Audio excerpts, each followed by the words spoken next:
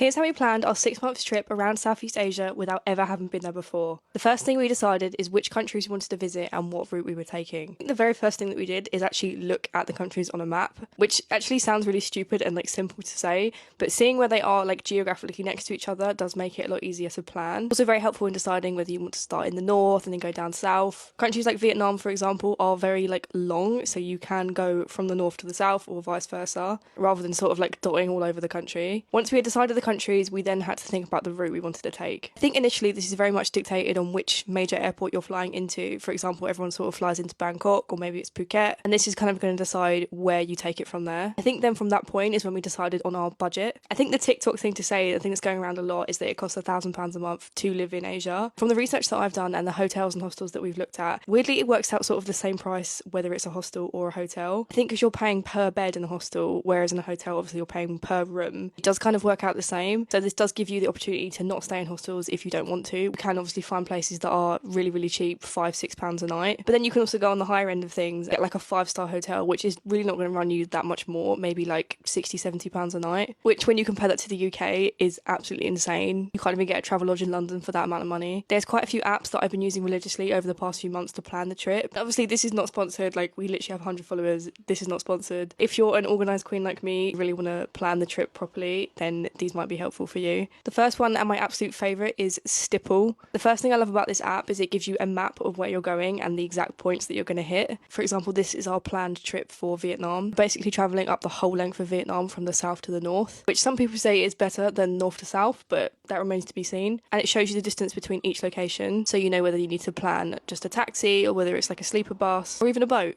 The next thing as well is that you can add or subtract how many nights you're staying in each place, which makes it easier with visas to know whether you're staying 30 days or 40 days or so on. Also gives you this little map that you can scratch off, which I think is really cute. It is kind of wild, like you don't really know what to expect and you're just taking all these recommendations from people off the internet. And I do think as well there is only so much planning that you can do.